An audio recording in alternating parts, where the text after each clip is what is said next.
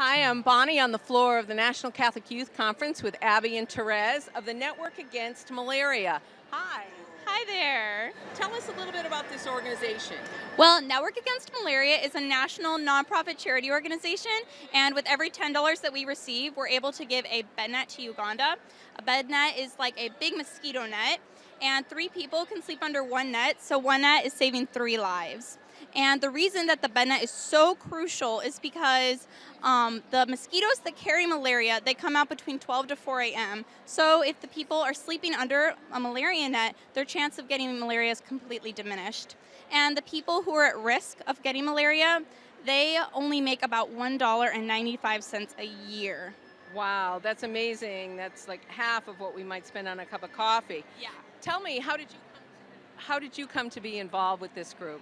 Well, Therese and I are very good friends. We go to the same high school, and her friends, they all started this organization. So when I became friends with her, she mentioned to me, hey, I'm part of this great organization called Network Against Malaria, and asked if I would like to help. And one thing that we like to do is we like to make our own things. So I like to sew, so I've helped sew some beanies, and then also we both like to sing, and we have helped compose like a theme song for this, and that's been some of the contributions that I've helped with.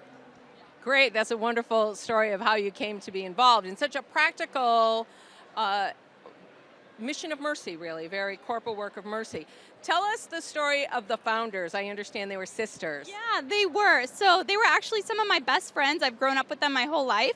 And so one day a Catholic priest visited their home. He was all the way from Uganda, and we live in Belleville, Illinois, just across the river from St. Louis. And he came to visit us, and it was at the McGlynn's home. The founding sisters, they're named the McGlynn sisters. It's just a lovely family.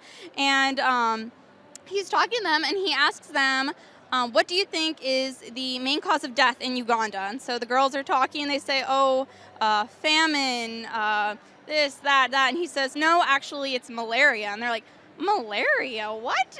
And he says, yes, I'm losing students every single day due to malaria. And he says it's one of the easiest things to prevent. All you need is a bed net, and bed nets only cost $10. And they're like, well, why don't they buy one? And he says, well, they don't make much money at all. And so the girls just right then and there said, well, then we're going to make the nets for them. We're going to buy them. And it just started with them making a few necklaces and selling them. And over the course of 8 years, it's grown to become national. We have chapters all across the country, from New York to California, and we've been able to save over 75,000 lives. That's amazing. When you think about really the simplicity of a mosquito net or a bed net that you call it, that quite frankly in this country we really don't even need anymore in the United States. So probably many of the 24,000 attendees here at National Catholic Youth Conference may have never heard of malaria. How do you work to get the word out about this? Well, we like to do a lot of creative things. We like to set up booths at major events like this. Our high school has actually set up a chapter with people from our school, and we work to make some of the necklaces and the bracelets and just raise money at school fundraisers, things like that. There are chapters all across the country now, not just where we started it. And also, we just do little things like I bought a couple little plush microbes, they're called, and they look like a mosquito and a malaria virus. So I think just depending on what we do, we can draw in different people, whether it's a creative thing or something that there's a lot of people at, anything to spread the word. We have a website, all of these things. And what's the name of your school? We both attend Jabot Catholic High School. In what town? Waterloo, Illinois. That's great. And so I understand, you mentioned music earlier, so you have a theme song. So why don't you close out this interview with the National Catholic Youth Conference with your song?